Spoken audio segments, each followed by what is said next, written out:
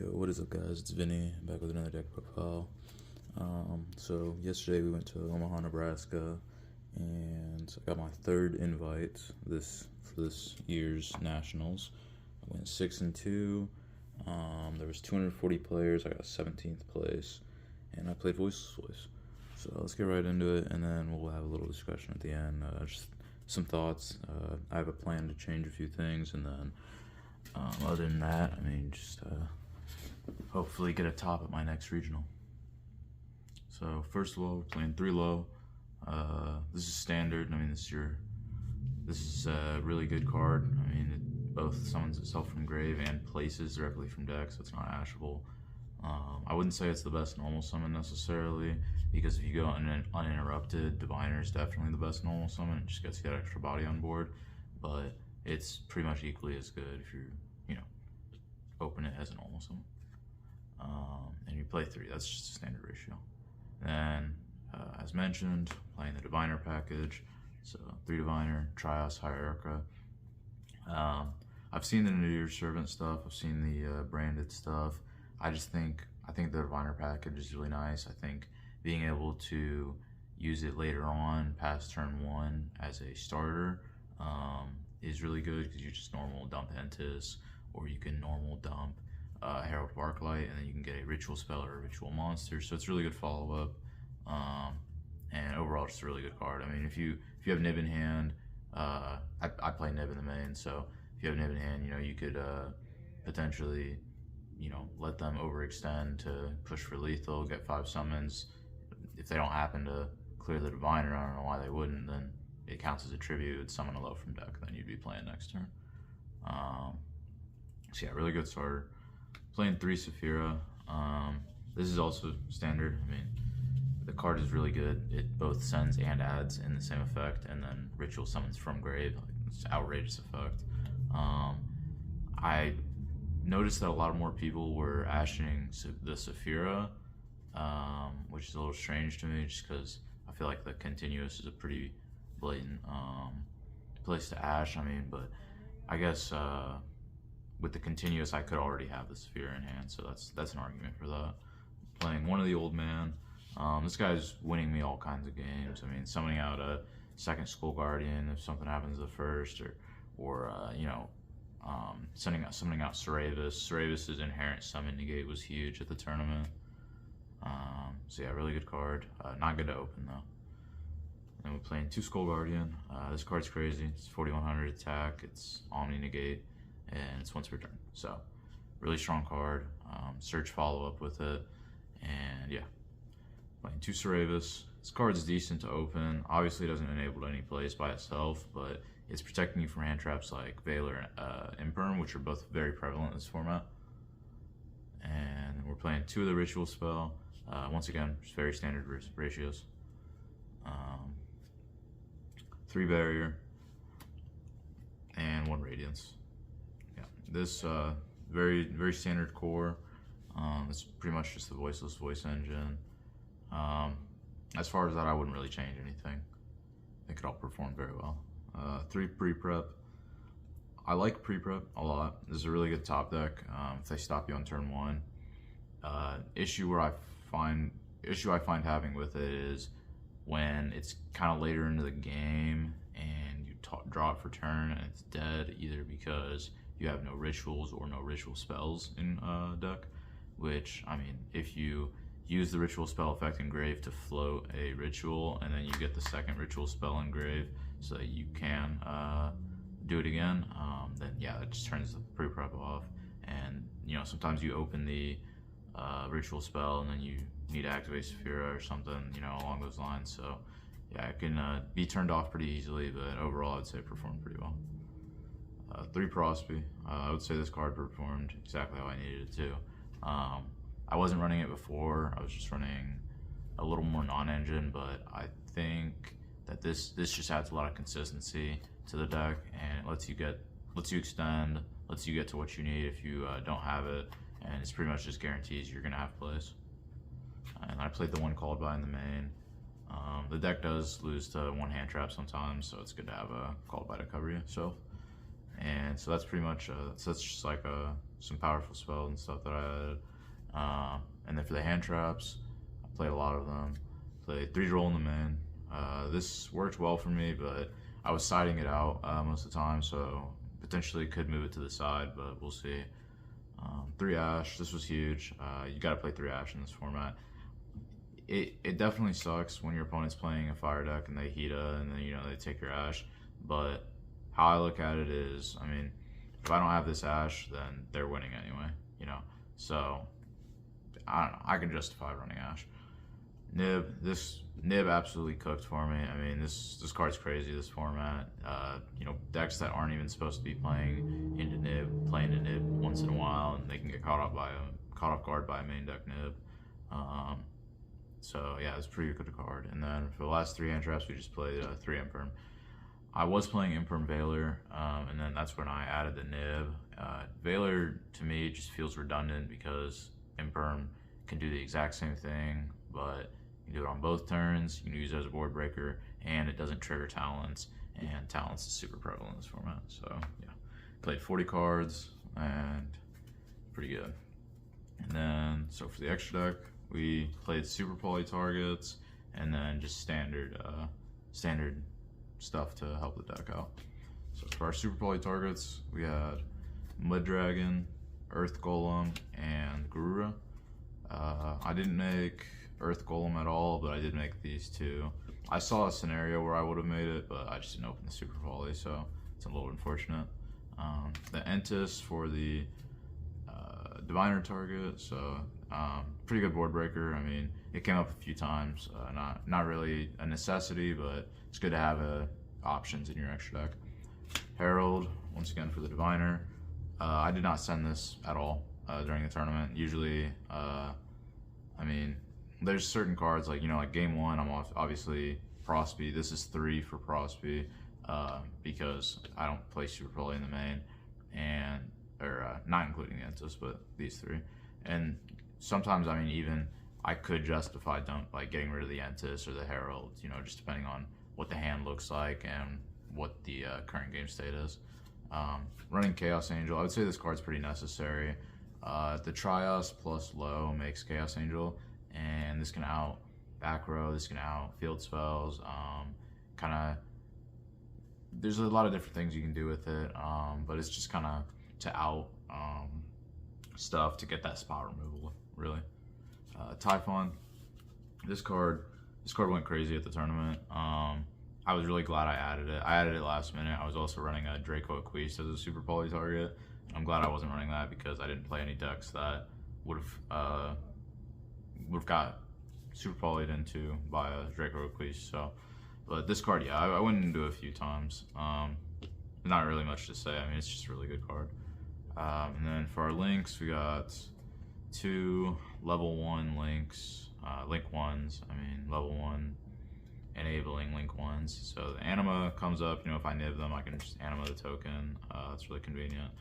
I only had 1 guy ever play into the anima column without the token, so I mean, that doesn't really come up. Otherwise, the link Karibo, really I'm never making that unless I've already gone into anima and I need to SP banish, but really, I mean, it's not a common scenario. And the only reason I'm running these 2 is just so I can get the ISP banish live. And then, so yeah, SP, it's pretty standard. You got to run SP. I mean, it's a SP kind of format. And then we got Line of the Light Charmer and Dark Charmer. So my thought with Dark is, I can go into these guys and this turns on Dark too. Obviously I don't have any Darks in the main, but Dark can steal really high attack monsters such as like Imseti or something. I did take an Imseti to push for lethal at the tournament, so there's a few scenarios for that. But otherwise it's pretty niche and it's just so I can get to access code.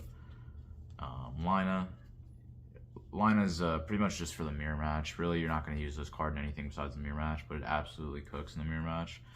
You just have to remember which card is properly summoned in their graveyard. You can summon a ritual and then trigger the low engrave, which is really strong. So I mean, if they turn off, they hit imperm, they turn off a bunch of your stuff, and you can't get the low out of grave, or you never get to the ritual summon. Maybe if you can get 2 bodies on board, then you're gonna be able to make Lina, and then let's say you have low plus, I don't know, literally anything, you just extend into Lina. So steal one of the rituals. So a pretty good card. And once again, I mean, if you're not stealing a ritual, you can go into access code. We played 2 Dynamondo.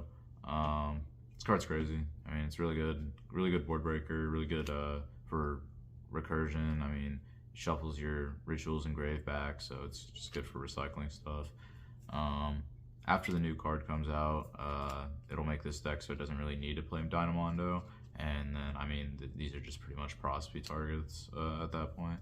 And the last card, as you might have guessed, is access code. I didn't end up using access code at the tournament, but I would say it comes up fairly often, so I'm definitely going to continue running it moving forward. And for the side deck, I was running the Pendulum Graph Dragon, just so if I go first, and it's kind of matchup specific whether or not I need that extra spell negate, but it's also a time card because it is like not Mirror Jade, it's like Masquerade. If it's on the field and your opponent summons from the extra deck, it just doesn't activate, it just burns them. So that's really nice. It didn't come up, but I mean, I didn't really go to time, so except for round 1, but I'll get into that in the discussion. Ran 3 Super Polys. Super Poly's crazy. You gotta run Super Poly this format. If you have the extra deck space, you absolutely need to be running Super Poly. 2 Cosmic and 1 Duster. You gotta respect the back row, gotta respect the summon limit. I mean, yeah, this is just worth running.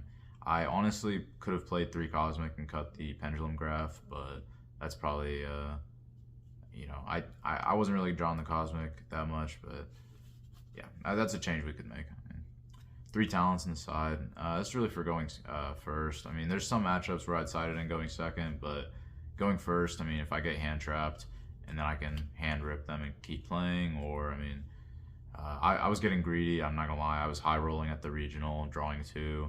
I didn't really get punished for it, but I definitely could have been doing better things with my talents. Playing 2 Soul Release. This easily could have been a different card, honestly. It's good, if you draw it. It's a 2 of in a 40 card list, so really I'm not drawing it that often. I could run 3, but even if I am drawing it, there's not always a good use for it.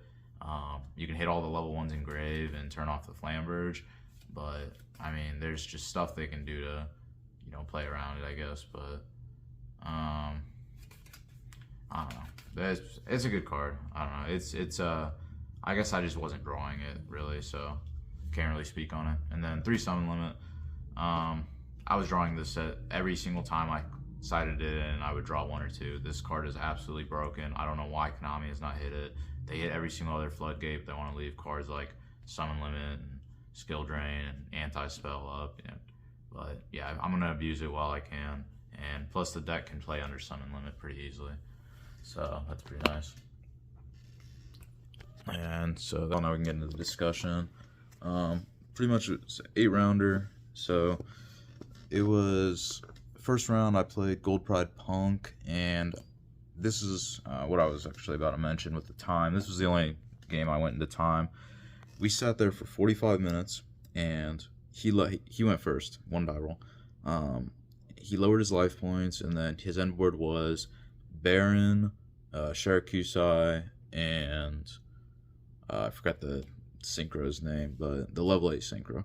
And so essentially he could quick sync into Pep on my turn, Psychic and Punisher. And so I top decked into Imperm for turn, and I Impermed his Baron. He didn't negate the Imperm because that would have been redundant. And then I started playing for a little bit. I tried out either the Shirakusai or the Fusion, one of the 2, during my combo, and then he sinks into Psychic and Punisher, and he is lower than me at this point because he did do the Punk combo, so therefore it is unaffected. As you guys might have noticed from the deck profile, I do not play an out to unaffected monsters, and I could enter battle and swing over with Skull Guardian if he was not at the deficit that he was. So at the start of the battle phase, he was essentially just gaining life points every single time. And so he never took the lead from me, and we sat there for 45 minutes, and then he lost the time. I'm not really sure 100% why he did that, but beats me. I mean, I got the win, so I'm happy with it. Round 2, we played Volcanic. It was Volcanic, Horus, Snake Eye, and it looked pretty fun. I enjoyed the match for sure. I just drew a lot of hand traps, really. I won die roll, drew a lot of hand traps, so that's kind of all it took. Game 3, I played against Labyrinth. Played a friend of mine, from those parts, and so it was a fun match, but, I won 2-0. I drew pretty good hands, and he wasn't really drawing that good. Game 4, I was on the feature match. It was the Scrub Academy. If you look up their YouTube channel, it is literally just the Scrub Academy. They'll have it uploaded probably around the same time I'm uploading this video, and it'll be round 4, Voiceless Voice versus Pure Snake Eye. I played a pretty good game. We went to game 3. I kind of just sat on summon limit really in game 3. It wasn't really that impressive, but I did make a misplay on the feature match, which I'm sure people in the comment section will eat me up for. And we were playing, and it was like decently late in the game, but I had Cerebus and Skull Guardian on field, and then Cerebus and Skull Guardian in grave, and then I activated Saphira, and I just forgot you could add from grave. I don't know how, because I know you can go spell it, but I just forgot, but yeah, so I just didn't, and I just sent the ritual spell to grave, and then didn't really do anything else with the Saphira. It didn't matter. I won the match, but I mean, yeah, whatever. And so at that point I was 4-0, and kind of definitely was in my head a little bit. 4-0 is the best I've ever done at a regional as far as from beginning undefeated. Not my longest win streak at a regional, and I've gone 3-0 a few times, but 4-0 never. And then I played Pure Snake Eye again, made a few misplays against the guy. Admittedly, I was pretty tired, didn't sleep the night before. Not 100% sure it would make a difference, but I really do think that I would have performed at a higher level in those matches that I lost had I been fully rested. And so, yeah, I got 2-0'd. I mean, game 1, I kind of made a stupid misplay. Game 2, I had the summon limit. He hand trapped me enough to stop my combo, and then he had the Cosmic for my summon limit. So that's really all it took. Zelantis lined me twice. I think I could probably do that line myself because I've seen it done on me so many times. And then round 6, we played Snake Eye Fire King, and it was a pretty good game. We went to game 3, and hit me with the Zelantis line and kind of just broke my board. It was unfortunate, but it happens. It's when they play through your negates and then they continue to play and they go to the Zelantis line, because they can put stuff face down or even in defense, they can easily get over your Skull Guardian. They can just change the position. They could even put it face down and then attack over the low, and you don't have the Skull Guardian negate. So there's a lot of different things they can do with that. Zelantis is a really good card. Honestly, it probably should be hit, but it's not like it's easily accessible to a lot of decks. And then round 7, I played a Rika player. I was using the Rika mat at the regional, actually, so he noticed when he sat down. He's a pretty nice guy, but yeah, I 2-0'd him. He didn't seem to be drawing very good, but also he wasn't revealing his hand at the end of each game, which obviously is no problem, but I mean, some people do. And then the last round of the tournament, I played a Heroes player. Game 1, I went first. That's really all it takes. Game 2, he went first. He ended Dark Law DPE, and I did not draw my Super Poly. So unfortunate. Yeah, Dark Law is pretty good. I can't add cards to hand, and then he, without him banishing, and I'm also under Shifter the whole time, so it's pretty tough to play through. And then DPE outs your continuouses, so that's another thing that is tough to get through. But yeah, overall the regional was pretty good. The judge staff was good. I only heard of a few bad calls, but I mean, like, really, I think it was a well-ran regional. Shout out to the side deck. Shout out to Dylan Solis letting me borrow a Typhon, and he would have let my brother borrow some cars, but my brother couldn't make it to the tournament. Shout out to my brother. It's my number one testing partner. He's the reason I'm so good at Yu-Gi-Oh! Shout out to Paul, Adam, Michael, Jared, Julian, all of the Manhattan guys, every single one of them. Just absolutely incredible community. Really let me get a lot of practice in before this regional. Shout out to the Wichita guys. They originally got me into competitive Yu-Gi-Oh! And, they are always at these tournaments, and they're hanging out and, hooking me up with cards when I need them. So, yeah. Thank you guys for watching. If you have any more questions, leave them down below in the comments. Make sure to hit that subscribe button. See you next time.